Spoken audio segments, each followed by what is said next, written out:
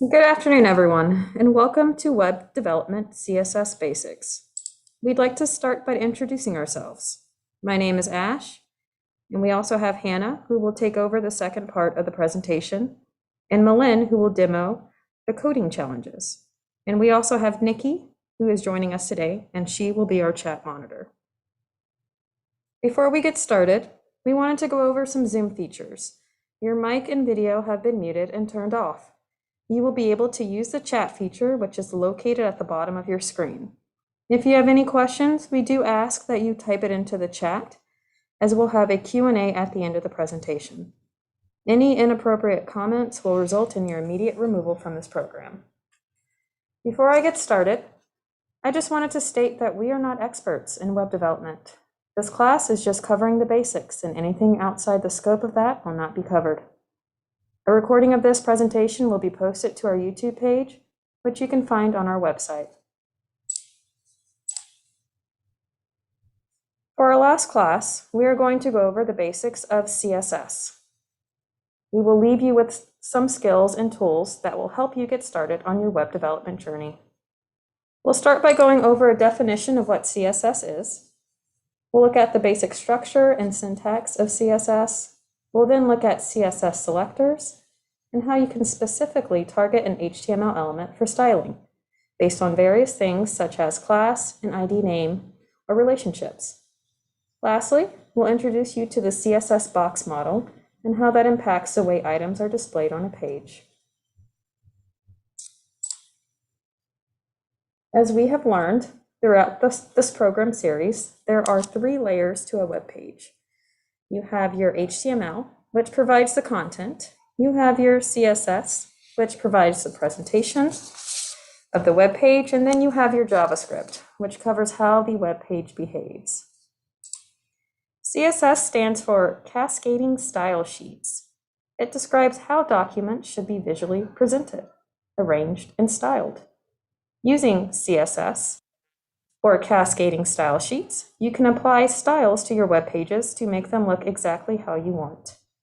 This works because CSS is connected to the DOM, or also known as the Document Object Model. With CSS and its integration with the DOM, you can quickly and easily restyle any element. For example, if you don't like the default look of the H1, H2, and other heading tags, you can assign new styles to override the default settings for the font family and size used. Or bold or italics should be set, and many more properties too. There are various ways in which you can add CSS to a web page. You can add CSS to a web page by using inline styles, internal styles, or by using an external style sheet. Inline styles refers to the process of writing CSS into your HTML document by using the style attribute. It is best to avoid this method of adding CSS. You can also use internal styles, which is written into the head of your HTML document using style tags. This is also to be avoided. Instead, when you wish to style a document or web page, a better way to manage style sheets is to move them completely out of your HTML document to a separate file, and then import the file that you need. This lets you apply different style sheets for different layouts, such as web and print, without changing the HTML. Always use a separate file to write your CSS and link it to your HTML document using a link tag. This is what a link tag looks like when it gets written in the head of your HTML document. This connects your CSS and HTML files together. The rel, or the relationship attribute, is referencing the relationship of the document that is being linked. The href attribute is referring to the location of the document. It tells the browser where to go to find your CSS. This href path is pointing to a folder called CSS. And within this folder, there is a file called style.css. It is very important when setting up your documents to keep the location and names consistent, because changing the location or even a typo will break the link to the href document. Like HTML, CSS has its own grammar and spelling rules. This is a CSS rule. A CSS rule consists of a selector and a declaration block. The declaration block is everything sandwiched in between the curly brackets. We can break this down even further by saying that the declaration block consists of a declaration, which includes the property and value.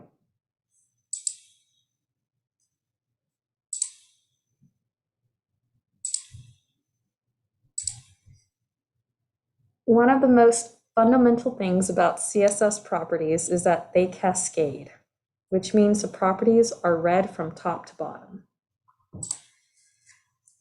Cascading is a method used to resolve potential conflicts between the various types of style sheets. A browser supports and applies them in order of precedence by who created them. The method used to create the style and the types of properties selected. In this example, we have a paragraph selector, a color property, and a value of navy. This means that the paragraphs in the HTML document are going to be colored navy with a font size of 40 pixels. However, beneath that, you have another declaration block for the paragraph selector that indicates the color property to have a value of purple. What do you think will happen? Type it into the chat what color you think the paragraph will be.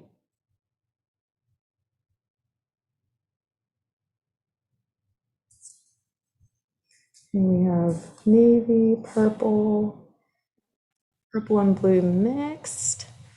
Okay, so if you typed purple, you are correct. We know that CSS is read top to bottom. So in this example, this CSS rule will override the one above it. Why? Because in CSS, the order your declarations matter. If you have conflicting selections on your page, the order in which they appear determines the winning style. There are several different CSS properties and values. Let's look at some basic ones. When manipulating color in CSS, there are different property values you can use. The color property allows you to specify the color of text. The values can be expressed in 4 ways, as keywords such as blue, hexadecimal values, which begin with a pound or a hash symbol, followed by alphanumeric values. You can also express color values using the RGBA model. RGBA stands for red, green, blue, alpha. Alpha relates to the opacity of a color. Lastly, you can also express color values using the HSLA model. HSLA stands for hue, lightness, saturation, alpha. This picture shows blue in 4 different ways. Background color is another common property that you'll see. This too uses one of the 4 color values: keyword, hex, RGBA, or HSLA. When manipulating fonts in CSS, there are several different properties you can style that relate to fonts. Some common ones include font size, font weight, and font family. Font size allows you to specify the size of the font you'd like to see. You'll usually see the value expressed in pixels. You also have font weight, which allows you to manipulate the thickness of the text. The value is expressed in keywords such as bold or normal. Font family allows you to specify the font being used. The property value for font family is expressed in keywords such as Roboto or Oswald. Often people will import fonts. A great resource for this is Google Fonts. Google Fonts allows you to select different font styles and gives you the specific link to use in your HTML document. Here is an example that illustrates the use of some basic CSS properties that relate to color and font. Here is the HTML that was used to create this paragraph. Here is the CSS used to style the paragraph. Notice that we targeted the paragraph by using the P selector. And we created several declarations for the paragraph. To style the font, to style the color, the font size, the font family, and background color. Pay attention to the syntax. You have your selector, a curly bracket, your property, a colon, your value, and a semicolon. And lastly, a closing curly bracket. This entire thing is your CSS rule for your paragraph element. I wanted to highlight one more thing before we begin our first challenge. When you're importing fonts from a source, such as Google Fonts, you want to import it using a link tag. This is inserted into the head of your HTML. So right here we have HTML lines 8 through 10. And right now we're going to hand it off to Malin so she can introduce our first coding challenge. All right, so for our first coding challenge, you are going to copy and paste this HTML into your code editor. And the link to the PDF document that has all of the HTML and CSS for the challenges in this class is in the chat. Let me paste the link again. And you're going to want to go to that first file that says web development CSS basics. That's the file that you'll use. So coding challenge 1, you'll find the HTML, copy and paste that into your code editor, whether you're using Replit or CodePen. And then what we're going to do is we are going to style it according to the comments. So line 8, here's an example of a comment. And this comment is telling you to go to fonts.google.com and select the Roboto Light 300 italic font and link to it here. And I can show you how to do that at the end. Once you complete this challenge, you'll get about 2 minutes. At the end, we'll go through it together. So that is the first thing you're going to do. And the second thing you're going to do is style the H1 blue. Then you're going to style all H2s green, and then you're going to style the font in all paragraphs 15 pixels, and the font color will be purple. You're going to give it a background of yellow, and you're going to use the Roboto font. So all of the CSS that you're going to write is not in your HTML document.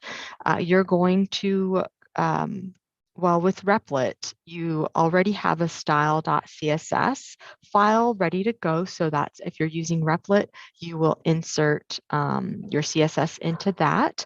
If you're using CodePen, there is a section for where you can write your CSS as well. So we'll give you about 2 minutes to do this. And then at the end, we will go over it together. If you complete the challenge, that's great. Let us know that you've completed the challenge in the chat. If you don't get a chance to complete it, that is okay. Like I said, we are going to go over the challenge together. So you have 2 minutes starting from now. Okay, we have 5 seconds left.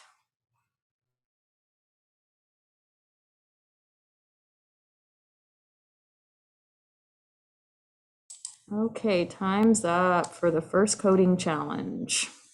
Okay, so were you all able to complete the challenge? Yes, I have 1 yes so far. No, that's okay. Let's go ahead and let's go through the challenge together. I'm going to share my screen.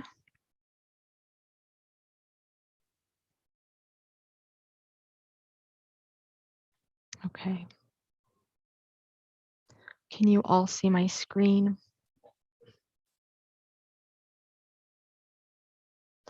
So I've already logged into Replit, and in the index.html file, I copy and pasted the HTML for this challenge. And so for the first one, I believe we need to download the correct font for it. So let's go to Google Fonts. I already have that up in a tab, and we are to select the Roboto Light 300 italic font and link to it in our in the head of the document. So here is the Roboto font. I'll click on that. And then let's look for that light 300 italic. And that's 100. this right here. So I'm going to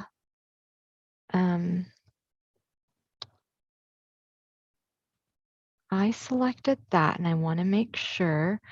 And then over here, it tells you, I believe I've selected it. Okay, so there's click, that's there. That tells me up here that I've selected it.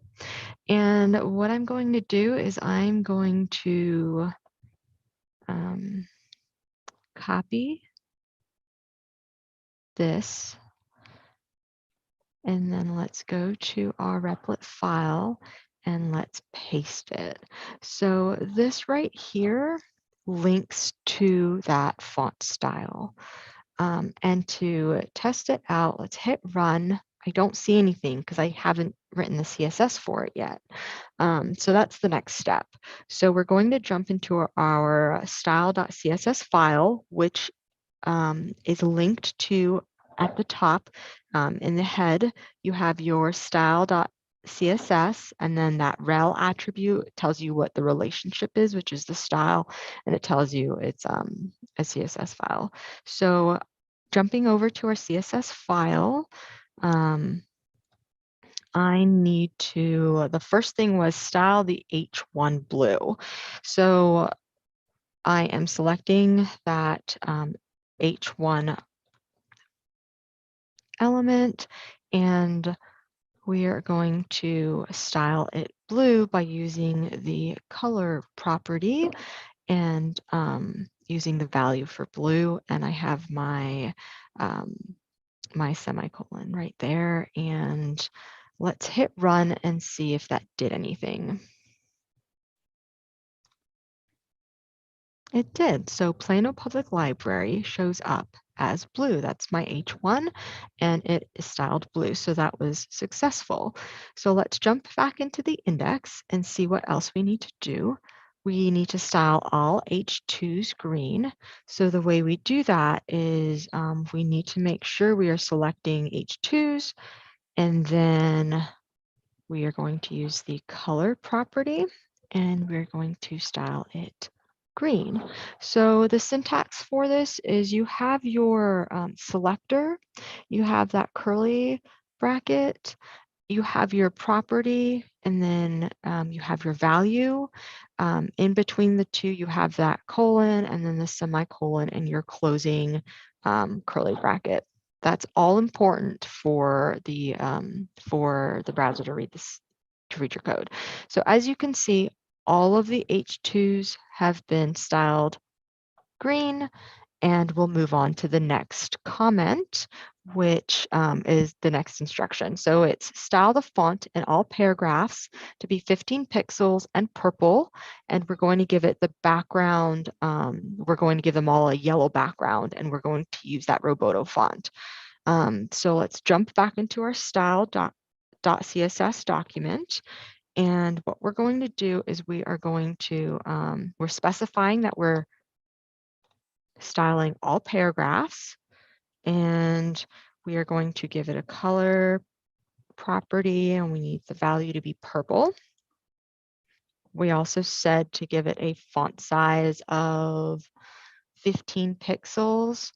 Let's go ahead and do that. If you want to give it a font size that is bigger, larger than 15, that you can do that as well. So I'm going to type in 15 pixels. And what else is there? A background color of yellow. And then we also want to use that Roboto font. So to do that, we use the font family property, and the value is Roboto.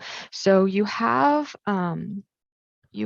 single quotation marks, and then in between that you have the font family that you're calling, essentially. So it's Roboto, but if for whatever reason our browser doesn't pull up this font, it's best to also give it like a fallback font. So if Roboto, if that link doesn't work it has another font to use. So I'm going to use sans serif.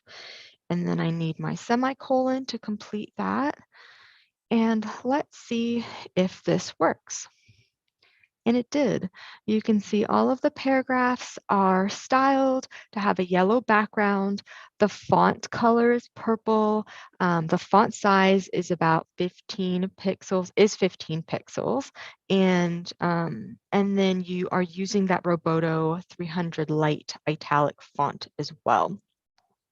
So that completes our first challenge. Are there any questions about this challenge or about the syntax or how to link to a separate, like for example, that font? How do you link a font? Are there any questions?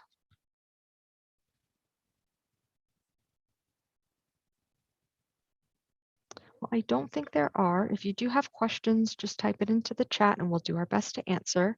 At this point, I'm going to go ahead and hand it back to Ash and Hannah to continue on the presentation. All righty, thank you, Malin. So moving on. Next, we'd like to turn our attention to CSS selectors. There are several methods of selecting items in your HTML document for styling. In this example below, the selector is an elements/tag. Elements refer to HTML elements/tags such as body, paragraphs, H1, anchor, etc. All the examples we've previously looked at consisted of element selectors. Let's look at two new selectors, classes and IDs. IDs are one method of selecting elements. They allow us to single out elements based on the ID attribute names. It is important to note that an element can only have one ID, and that ID attribute name can only be used once in your HTML document.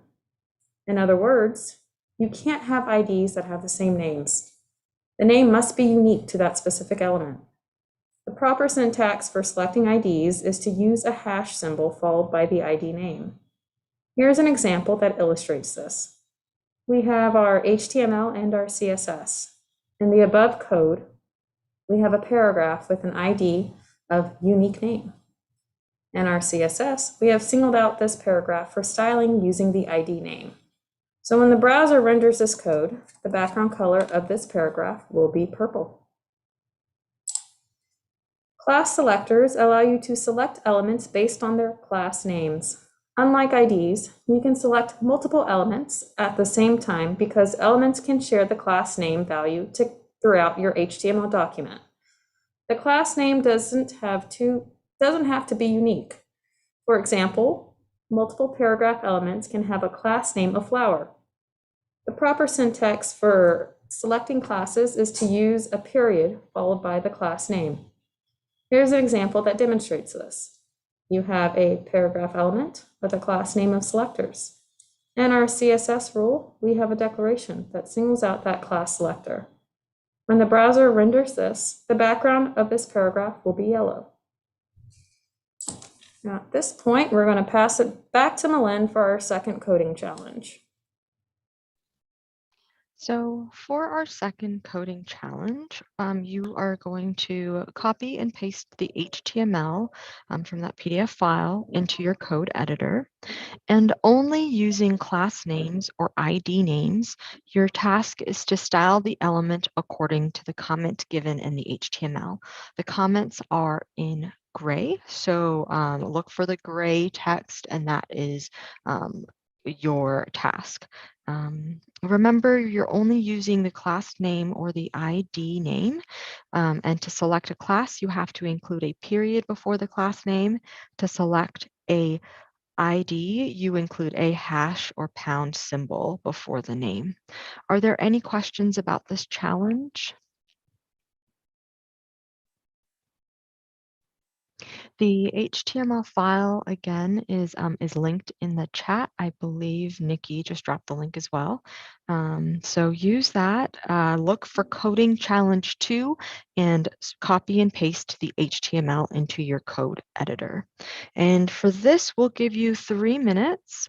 Hopefully that'll be enough time. If not, that is okay. Once you're done, if you do complete the challenge, let us know in the chat if you successfully were able to complete it.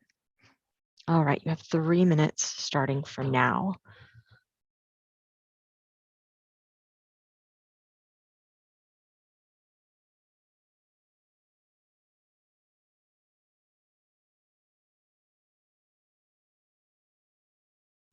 So we just had a question come up in the chat asking, how do I link the CSS to the HTML? Let me go ahead and share my screen and I'll show you how to do that.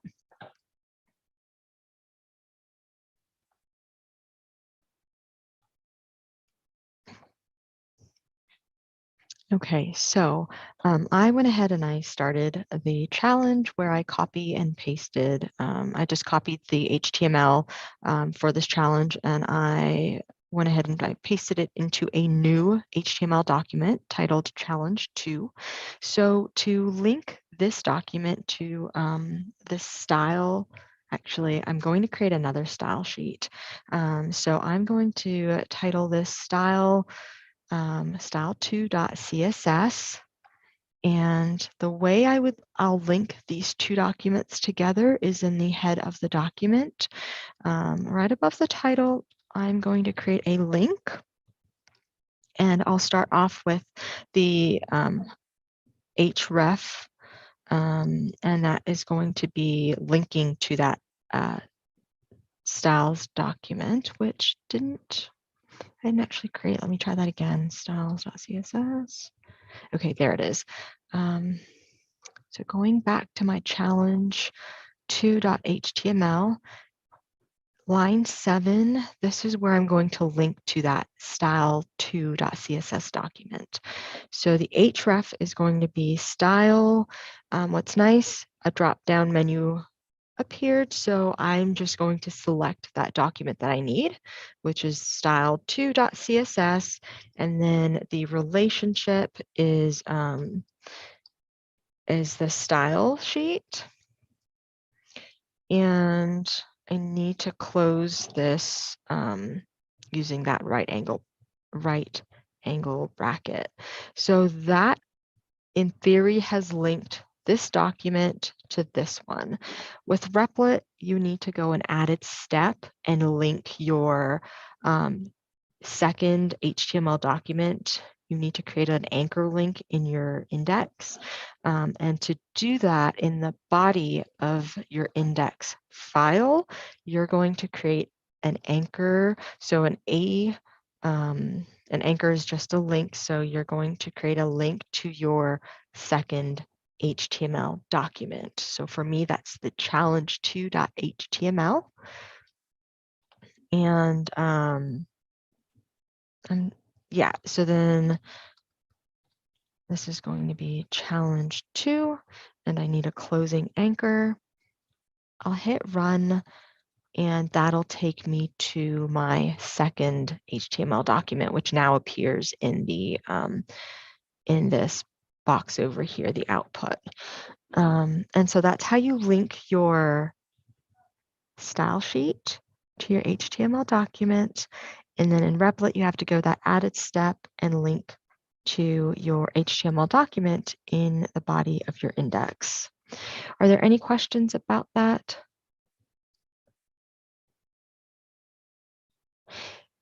The other thing too is if you don't want to create all of these additional files, additional .html or .css files, you can just go into your index, delete what's in between your body tags, and then just copy and paste the HTML for the second challenge. And in your style file, you'll just delete the CSS that you have. So that way you can do your second challenge.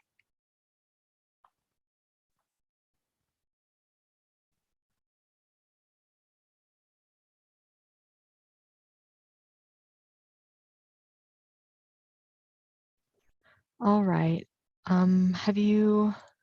If you've completed the challenge, go ahead and you can type in the chat that you've completed it. If not, oh, is it still challenge time? Okay, I'll give you another minute or two. And make sure when you're linking your CSS file, check to see if the spelling is correct. If you have a typo, it will not link to it. So you need to make sure you're keying in that link carefully.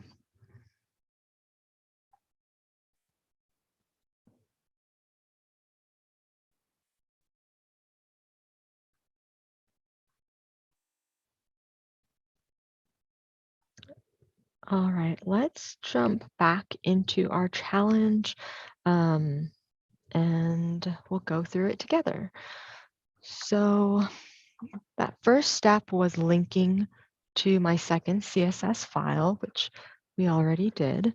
The second step, making sure I have a link to it in my index, a link to my second .html file in the index, which we already did. The next step is to style this H1 to be bold and orange. So remember, for this challenge, we are only using classes and ID names. So let's jump into our style2.css file, and we are going to style this H1 that has an ID name of, main title, to be bold and orange. Okay, so using only the ID selector, main title is going to be orange. And we are going to give it a font weight of bold. Let's see if that works. Oh, let's select challenge 2.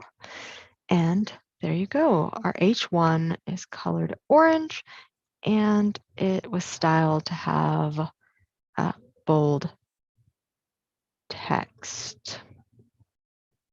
Okay, what is next? Let's jump back into our challenge 2.html file.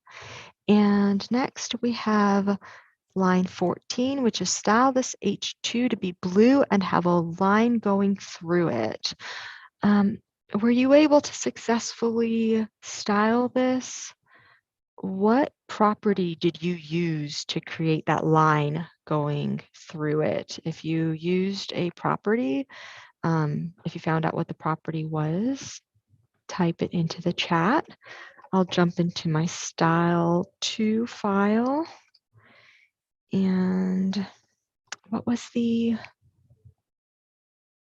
okay, so the class name is short Q. Let's style that. So for a class, it's a period, and then the class name, short Q. Oops. And the color was to be blue.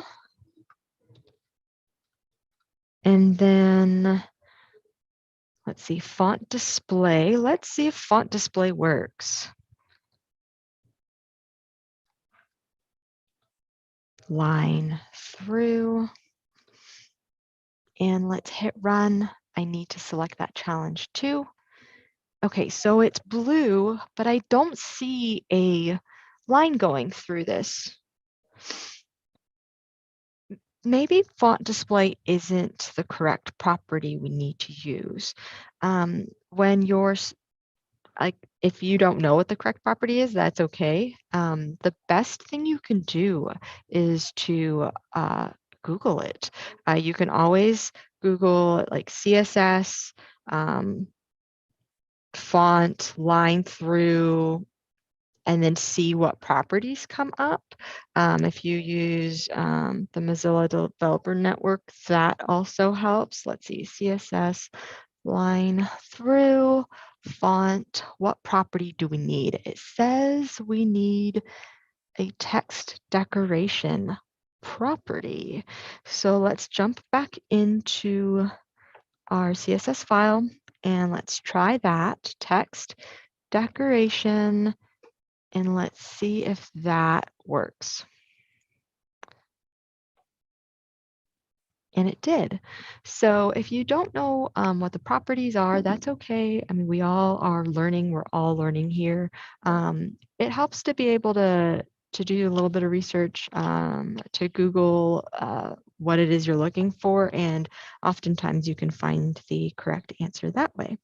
So let's go ahead and jump back into our HTML. And for line 20, it says style this paragraph to have a height of 20 pixels, green background, and white text. And this paragraph has an ID of in-depth help. So let's jump back into our CSS file and ID in-depth help. And that height is 20 pixels. The background color was it green? Let me just double check. Yes. And then the color of the font is to be styled white. Let's hit run, select challenge 2, and there you go. Our paragraph is styled, so it has a white background. The font is, or excuse me, the height of the paragraph itself, that box is 20 pixels, and it has a green background.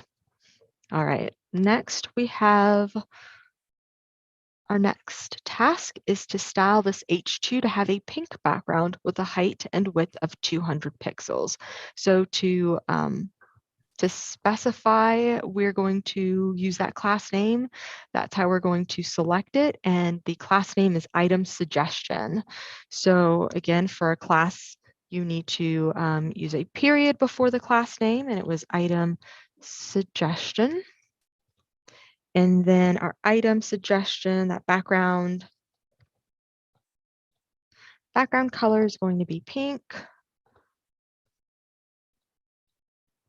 And the height is going to be 200 pixels, and that width is also going to be 200 pixels.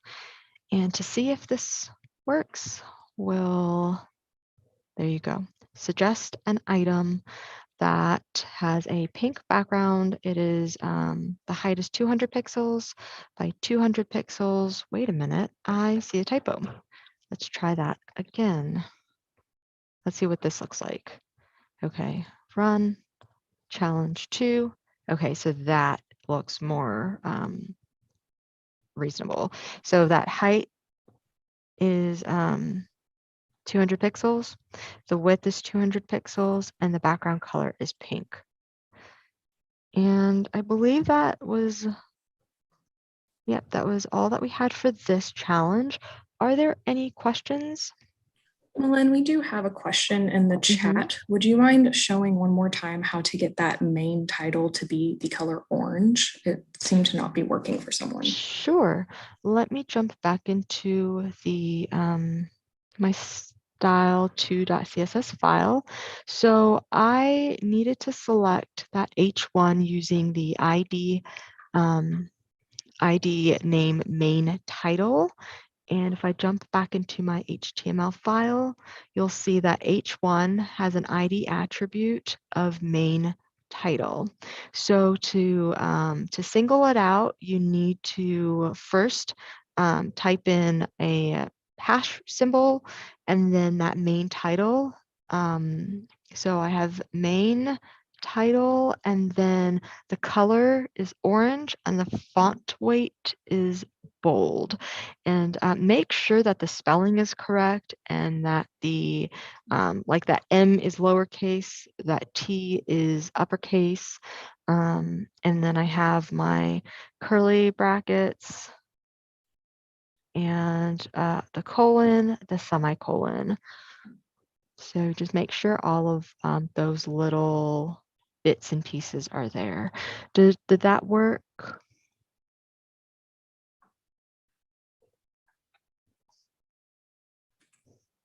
Not seeing a response in the chat yet, but I think that was helpful. Okay. Thank you. You're welcome. Let me go ahead and share my screen. Well, I am sharing my screen. Let me, we're going to jump into our third challenge.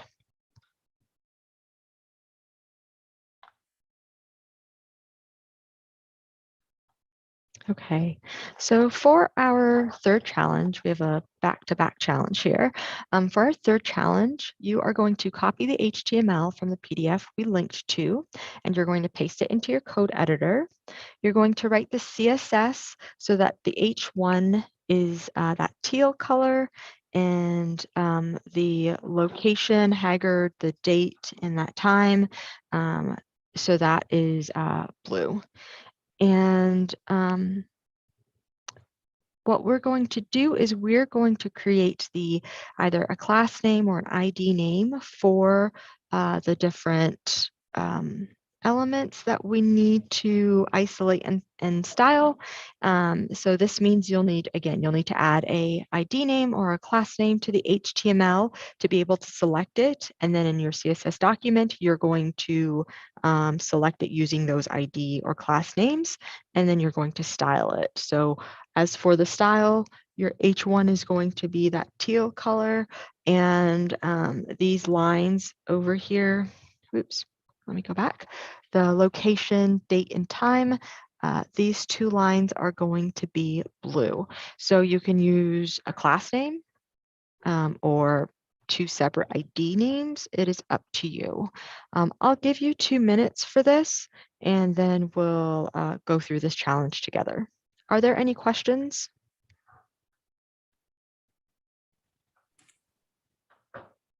Right now, the chat is clear. Awesome. All right, you have 2 minutes starting from now.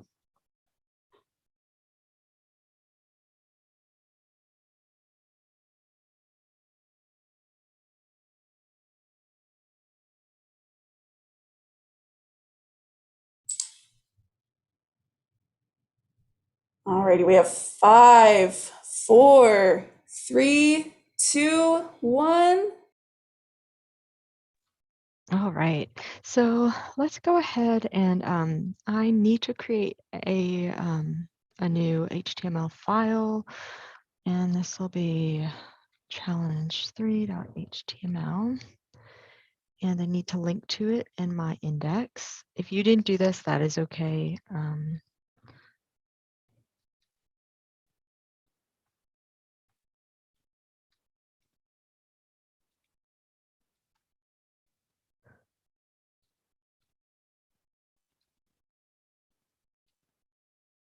And then I also need to create a new CSS style sheet.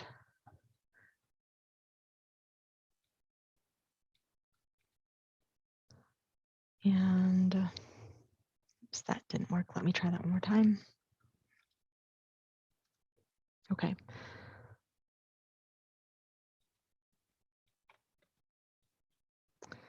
So let me copy and paste the HTML. And I just discovered that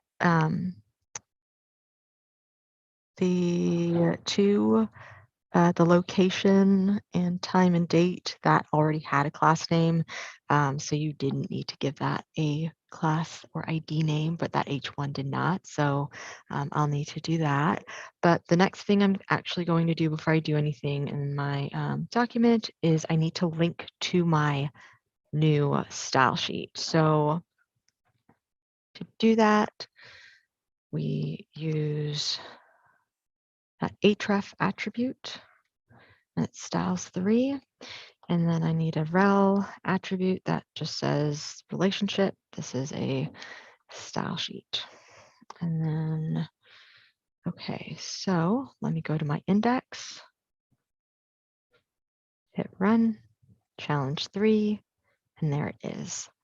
I'm going to hop back into my challenge 3 file. And so that lines 18 and line 26 already have a class name, so I don't need to do anything there. But that line 11 needs, I'll give it an ID name. So let's go ahead and give an ID name of, let's say, title. And in my style 3.css, I'm going to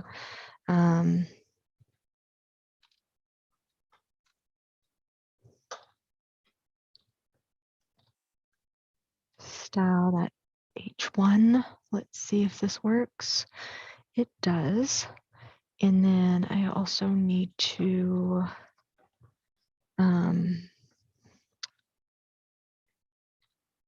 using the class attribute name of location, I'm going to style that location line where it says Haggard, the date and the time. I want to style that blue. And let's see if this works. And it did. So we have our H1 styled teal and this line styled blue. Are there any questions about this challenge? So far, there are no questions. Okay, I'm going to hand it back to Ash and Hannah so we can carry on our presentation, and thank you.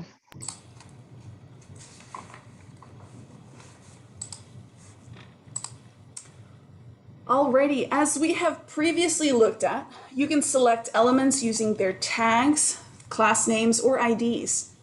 There are additional ways of selecting elements, and that is by using relationships to single out what it is you would like to style. Direct descendant and direct child relationships is one way of singling out elements. This type of relationship allows you to select an element that is the direct child of another element that is being used. That may sound confusing, so let's look at our HTML example. This is a direct parent-child relationship.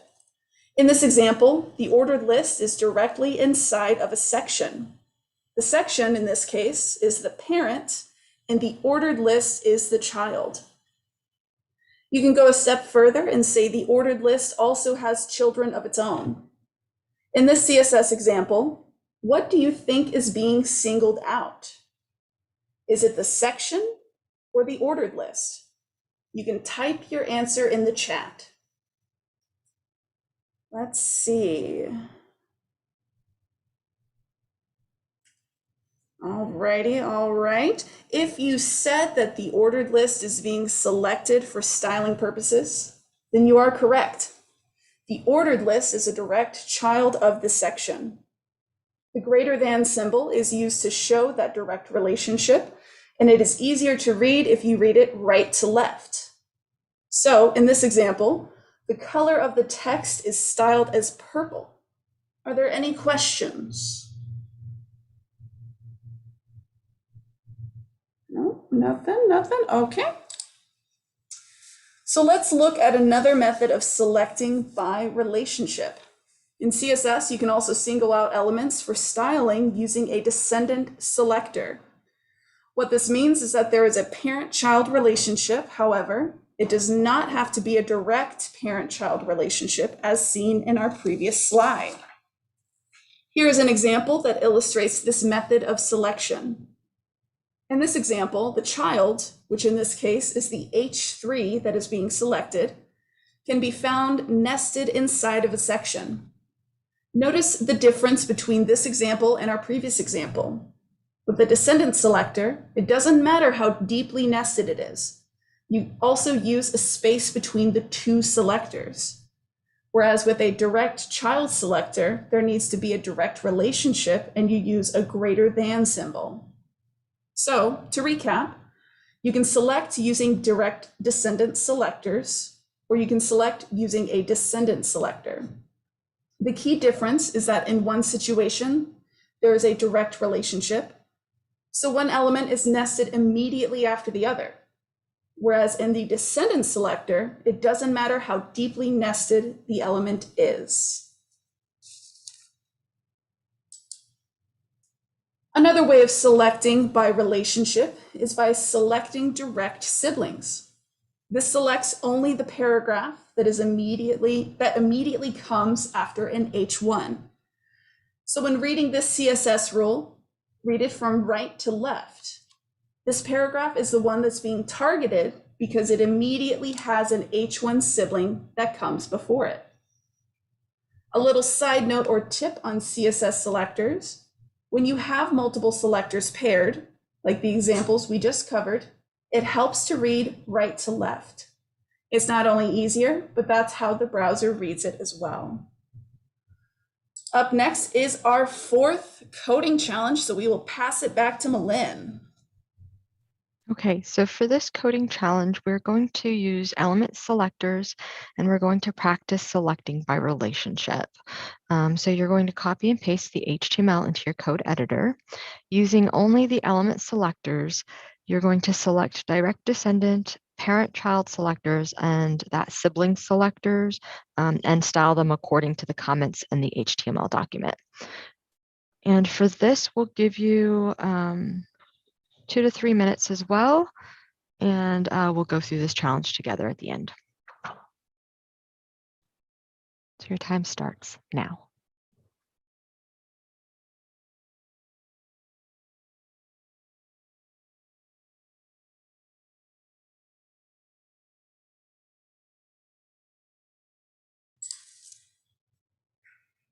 Alrighty, in 5, 4, 3, 2, 1. All right, if you were able to complete this challenge, you can type it into the chat. If not, that's okay. We are going to go ahead and go through the challenge together. So let me share my screen. Okay, so for the sake of time, I went ahead and I'm just going to recycle my index.html file. I deleted what was in between the opening and closing body tags. So that was from the first challenge. And I just, I copy and pasted the HTML for this challenge. And let's see, here it is. And then I'm going to use the style.css file because that is what is linked in my index. It's the style.css. So our first step is to style this H1, ebooks and more, to display as a maroon title. So let's jump back into our style. And because we are only, the main goal for this was to practice using the relationship, selecting using different relationship selectors. I'm going to use the body element, and you can see that the H1 comes immediately after that. So that is a direct, that has a direct relationship. So let me jump back into my style.css file, and we're going to use that direct descendant selector. So you need that greater than symbol, and then H1, and the color is going to be maroon. Let's see if this works, and it does. All right, and then for the second task, style this H2 right here to have a, it's a pink wavy underline beneath the heading. So to do that, I see that it is within a section and it comes immediately, it's after that opening section tag. So we can go ahead and use something similar to this. We're going to use that direct descendant, so section H2, and then earlier on we used the text decoration property. So let's go ahead and try that and see if it works. And then the color is going to be pink, and we know we also want it to have a wavy underline. So underline, wavy, and let's see if that works. And it did. So Libby has that pink wavy underline beneath the title. So our next task is to style this H2 blue. So this H2 is In an article, it's also, that article is in a section. So that right away tells me using a direct descendant. I don't know if I could do that. Let's see if we use article H2 and see what happens. Article H2, and then the color is blue. So both of our H2s are blue. I don't think that's what we were supposed to do. All right, let's go back to our HTML. We have a section, an article, and H2.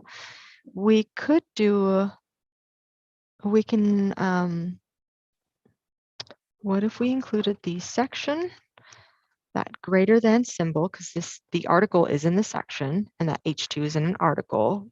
The H2 is a direct descendant of that article. The article is that direct descendant of the section. Let's see if this works, because we only want canopy to be blue. We don't want press reader to be blue as well.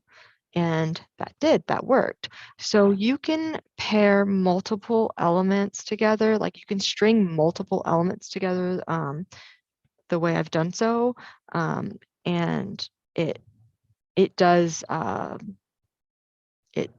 single out what it is you're looking for. So for me, I was wanting to single out that H2 and color it blue, and I kind of had to work backwards. So it was that H2 was found in an article, and that article is found in a section, and they were direct descendants. So that's why this worked to style this. All right, let's go back into our index, and we need to style this paragraph to have a light blue background. So we want to style line 33 to be light blue. And so we know we don't want to isolate line 30 because that's also a paragraph. So how do you think we could isolate line 33? Well, we know that we looked at that adjacent sibling selector, and that was using that plus symbol. So let's try that. Going back to our style.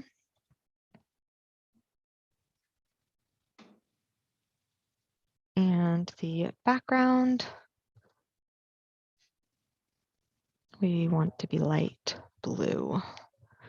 And so what this is saying is find the paragraph that comes immediately after a paragraph and style the background color to be blue. Jumping back into my index. So we're looking for a paragraph that comes immediately after the paragraph. And this paragraph is going to have a light blue background. So let's see if that works. And it does. And that is the end of this challenge. Let's go ahead and we'll jump back into our slides, and we are going to jump into challenge 5. So for this challenge, it's another exercise for you to try. You're going to copy and paste the HTML into your code editor. We're going to use the element selectors, and we're going to practice selecting by relationship again. Using only the element selectors, select direct descendant, parent-child selectors, adjacent sibling selectors, and style them according to the comments. So we have line 17 is a comment, line 26 is a comment, line 33, and line 37. Let's give this a go. I'll give you about 3 minutes, and then we'll try this all together.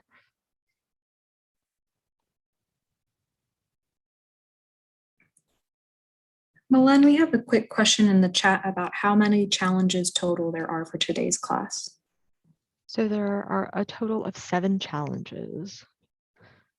And we are on our 5th challenge for today's class.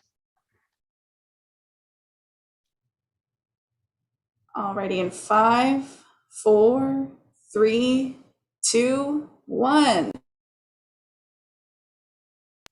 All right.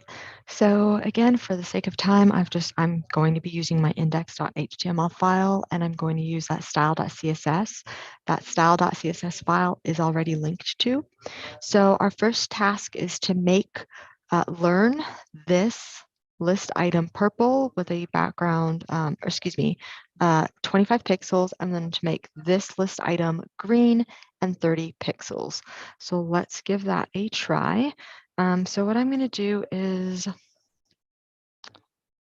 already know we have this unordered list, and this is our second unordered list. So let's use that sibling relationship selector. So UL plus UL, and then the LI plus LI. So what this is saying is find the list item that comes immediately after a list item, and it's a direct descendant of that unordered list that comes immediately after an unordered list. So list item that comes immediately after a list item, and it's in an unordered list that comes immediately after that unordered list right here. And I'm going to style that green. So color green, and the font size is going to be at 30 pixels. Okay, so this list item is green and 30 pixels. Let's go ahead and make this purple and give it a 25 pixel font size.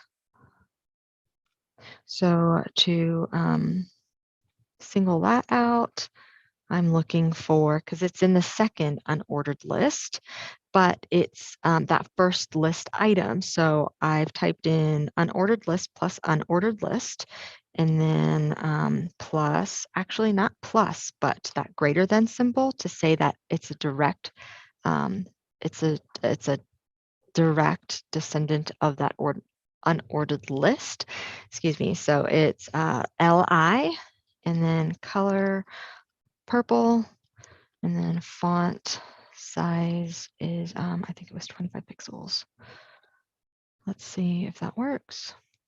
Okay, and then next on our task, so make this H2 orange, this right here. How do you think we could do that? What did you use to, what selector did you use to make it orange? Let's see, it's in a section. So let's try section space H2. Will that work?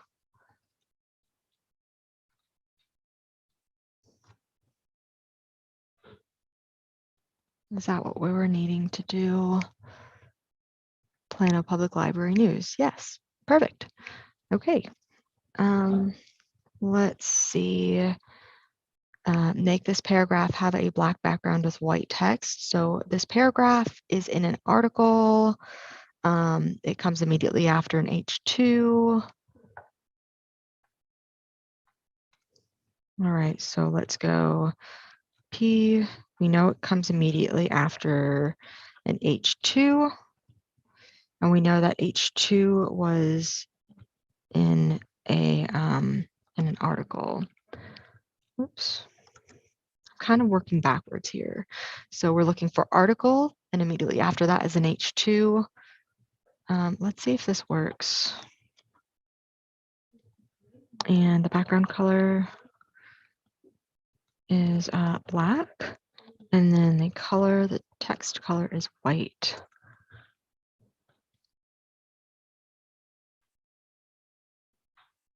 Summer programming. Pick your summer. Yep, that worked. And then we have one more, make Facebook blue and 20 pixels. So Facebook right here, it is an anchor, and that anchor is in a paragraph. That paragraph is in the footer. So let's single it out by looking at the footer, and then we'll just say it's an anchor. That anchor isn't a direct descendant of the footer, so we're not going to use a greater than symbol. We'll just use a space to show that it is a descendant, but it's not that direct descendant. And then we said we wanted it to be blue, and we wanted the font size to be 20 pixels. Let's see if that works. Yes, that worked. All right, so that completes this challenge. Are there any questions about this challenge? If not, let's jump back into the presentation.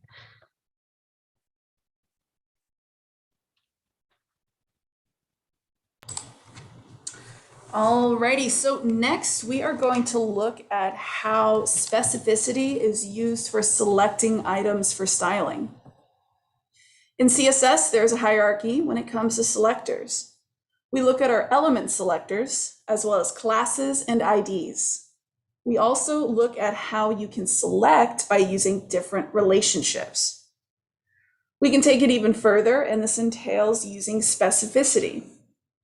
When you're isolating portions of your HTML document to style, it's important to be as specific as possible so that it renders in the browser as you intended.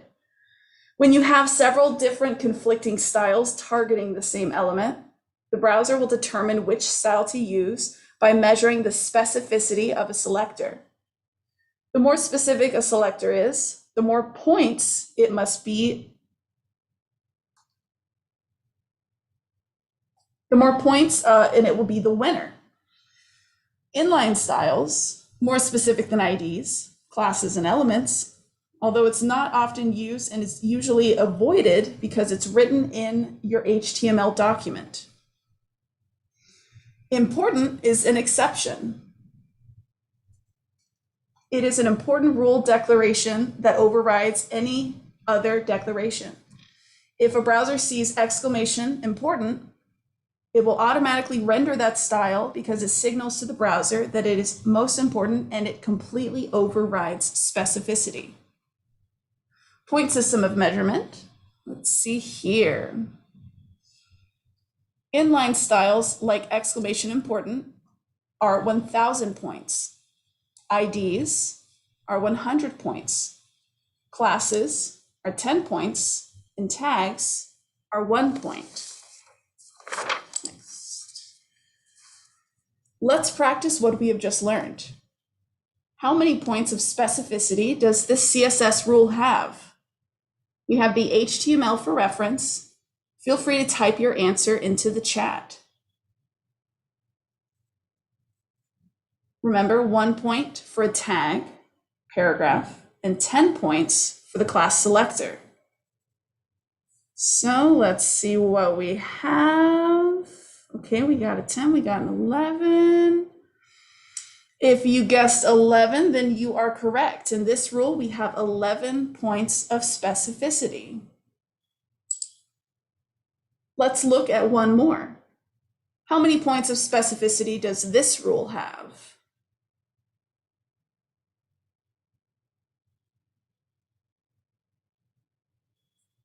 Alrighty, we have one ID selector, which equals 100 points. We have one class selector, which equals 10 points. So this has 110 points of specificity. Very nice.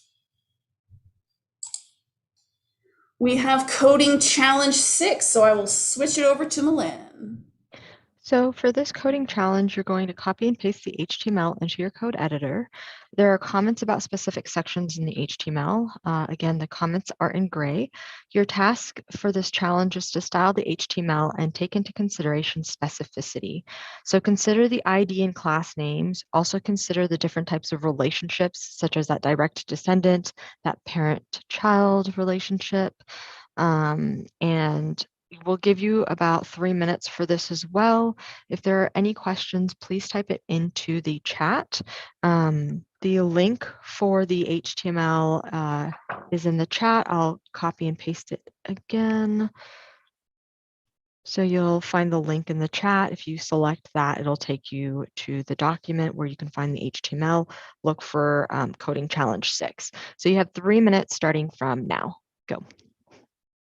And if you have to go, that is okay. A recording of this presentation will be made available on our YouTube page.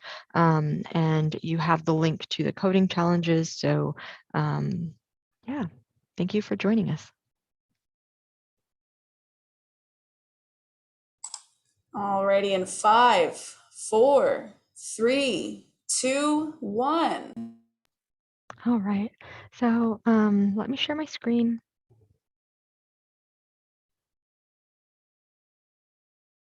Okay, so I copied the HTML for this challenge and I pasted it into my index file. And I cleared out that style.css file so that way we can just start fresh. And for this challenge, our first task is to make only business classes and Money Smart blue. So let's use, how are you able to style these two blue? We see that they both have business career programs as classes. So they have two different classes here. Business career is one class and programs is a second class. But we also know that career has the same class name. So if we were to use the class, it would also style career as blue. So we don't want to do that. So the best thing to do would be to use the ID names. So let's jump into our style CSS file, and we are going to use the ID name business, and then there was money as well. And let's style that blue. Let's hit run. There you go. And let's jump back into our index. So line 19 says, select career using the highest level of specificity and make it teal. So career, we know it has a class name of business career, but it also has a class name of programs. And then we have the ID name career. There's also a section named top. How can we do this? Is there anything else we could use? The highest level specificity, perhaps we could use career. Let's see, let's give that a try.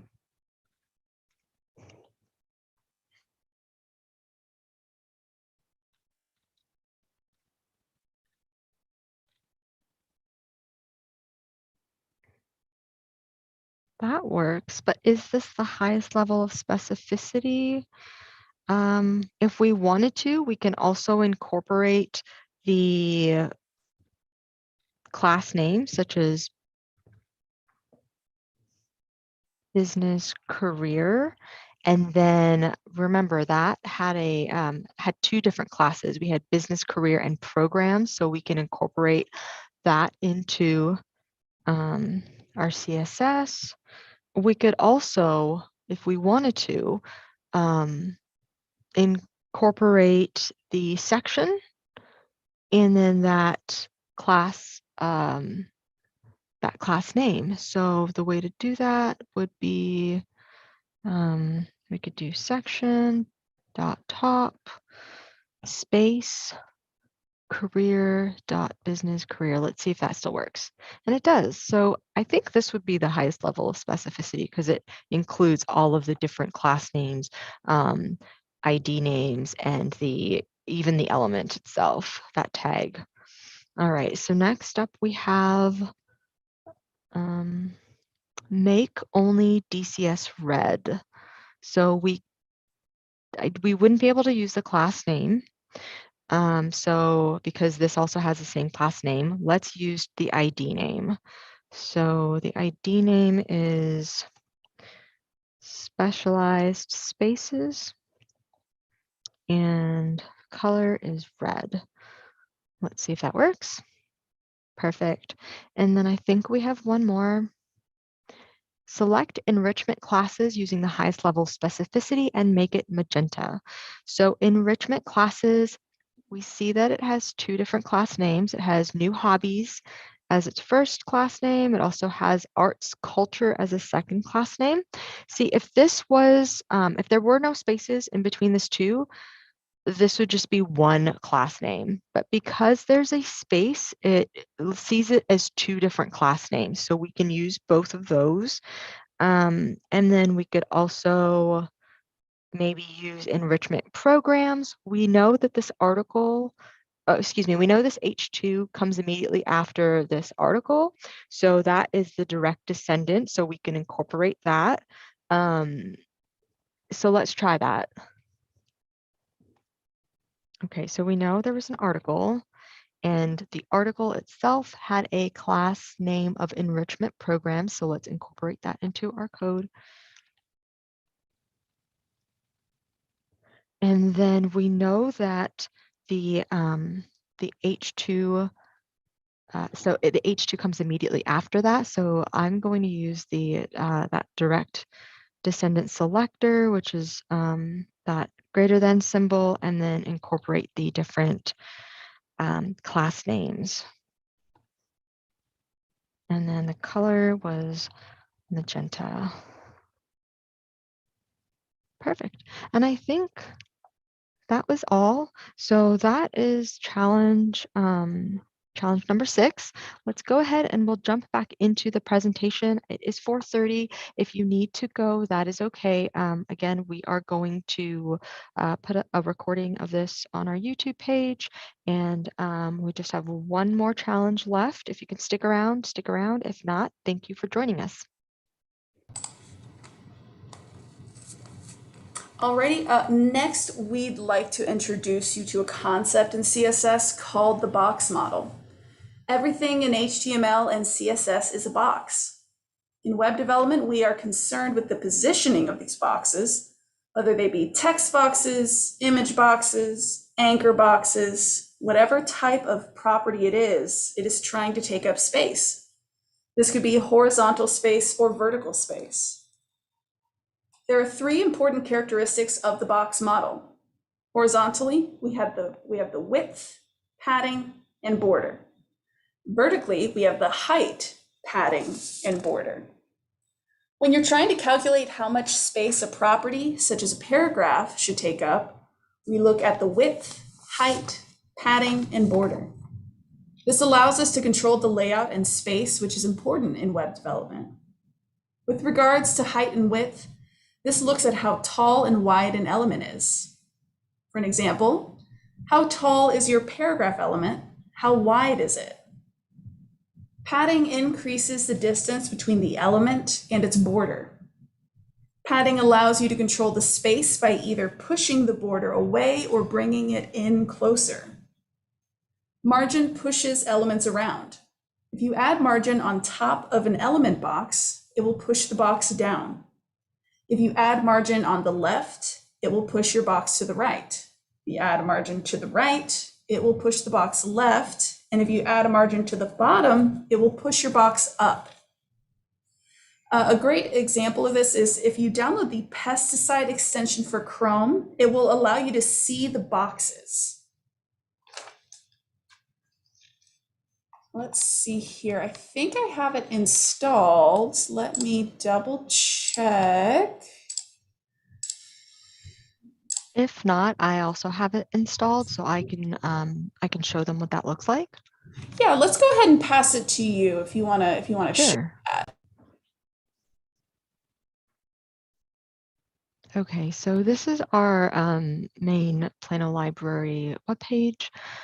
This is our homepage. The pesticide extension is this right here. If I toggle that on, you can see that it just draws a bunch of boxes around like every single thing on this webpage. It has a box around the image, the logo. It has a box around every single navigation header, and then boxes around additional navigational links. So this is super helpful to see because it shows you like it shows you how everything is laid out within pretty much a box within a box. And you can play around with pesticide with that extension if you download it. And then I'm going to toggle it off, and there you go. So let's go ahead and we're going to jump into our presentation because we have one more coding challenge.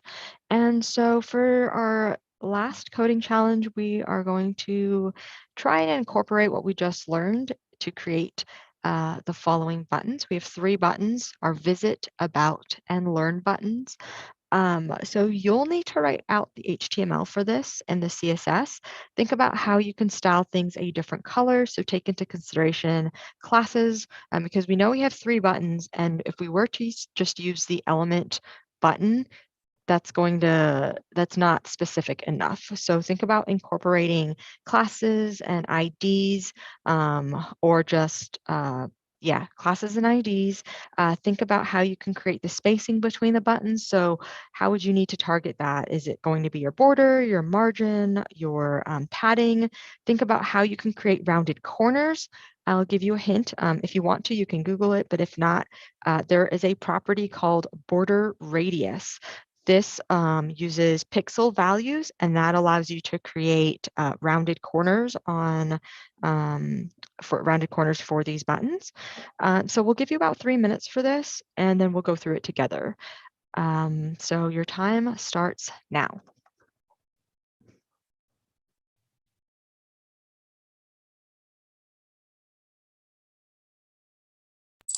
Alrighty, in 5, 4, 3, 2, 1.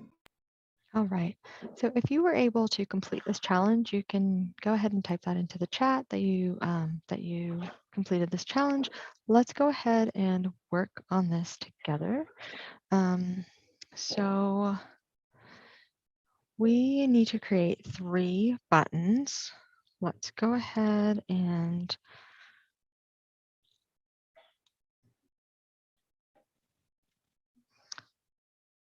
so they're not submit buttons, they're just buttons. And because we know we have 3 different buttons, I want to give them 3 different class names. So our first button was visit. Second button was about.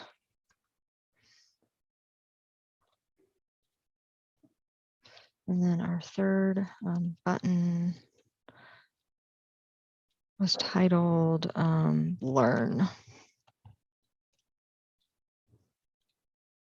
Okay, and so to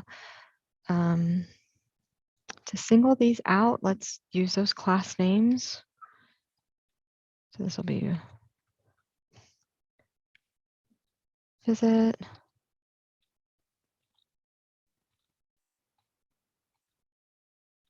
about, and then learn. Let's hit run.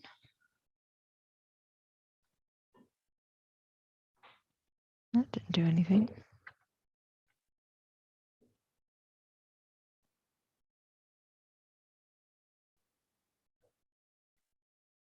I'm gonna hit refresh. Let's see. There you go. We have visit, about, and learn. Now let's jump into our style.css file and style these. Looking back at the buttons, so let's just style the buttons themselves, and then we'll narrow down each specific button. So for the button, I'm just going to use the element selector button. Let's give it a width of about 250 pixels. Let's give it a height at 150 pixels. Let's see what that looks like. Okay. And And our buttons didn't have any borders, so let's go ahead and border, type in none, and then the color of the text is going to be white. And let's see, border radius, because our buttons had those rounded corners. Let's try 5 pixels. Let's see what that looks like. Okay, you can kind of see those. And our font size, let's try a bigger font size. Let's try 35 pixels. Let's see what happens. Okay, and let's make that font bold. So font weight.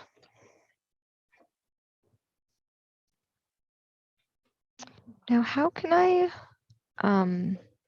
so our buttons were in all caps. Let's see, CSS. Let's see, caps, lettering, text transform, capitalize. Let's use that. Let's use the text transform property and give it a value of capitalize. Text transform, capitalize, run. That didn't do anything. All right, well, not entirely sure what happened there. Capitalize.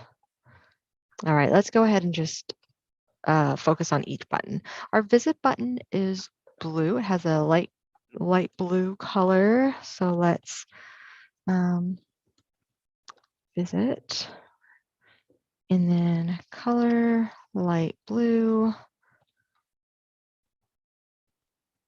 That changed the text, which isn't what we wanted to do. It was the background. All right, and then our about button had a background color of, I think it was orange. Let's see what happens there. And then our learn had a background color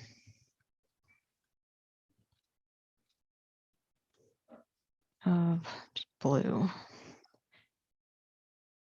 So we know that the colors aren't exact. If you wanted to find the exact coloring, you could always Google CSS color picker, and that'll bring up this nifty little like sliding bar, and it'll give you the hexadecimal numbers, the RGB, HSL, and you can just copy and paste that into your code. For the sake of time, I'm happy with the way this turned out. I know the lettering is a little off. It's not all capped. It's not all capitalized, but maybe that's something you can try and figure out. How to change that. You can change it in the HTML, you can change it in CSS, play around with it when when this program is done. And yeah, that is the end of our challenge, our final challenge. I'm going to go ahead and turn it back to Ash and Hannah, and they'll just go through some resources that you can utilize on your journey of learning web development. Alrighty, some resources we would like to highlight include the Mozilla Developer Network and LinkedIn Learning, where you can find more information on HTML. MDN contains a lot of information such as resource guides and tutorials on HTML, CSS, and JavaScript. LinkedIn Learning has several classes on web development, one of which I recommend is the CSS Essential Training by Christina Truong. I'd like to mention you can access LinkedIn Learning for free with your Plano Public Library card. Book a Librarian is another great resource you can use. You can find the form on our site, planolibrary.org, under our About section titled Help from a Librarian. And do please check out Plano Library Speaks podcast to learn more about your Plano libraries and our staff. This concludes our presentation. Thank you for taking time to attend our virtual program. You can find more resources on our website, planolibrary.org, as well as our blog, planolibrarylearns.org. Are there any questions? The chat looks clear. All righty. Thank you so much for attending our virtual program. Please visit planolibrary.org and planolibrarylearns.org for additional resources. Thanks, y'all.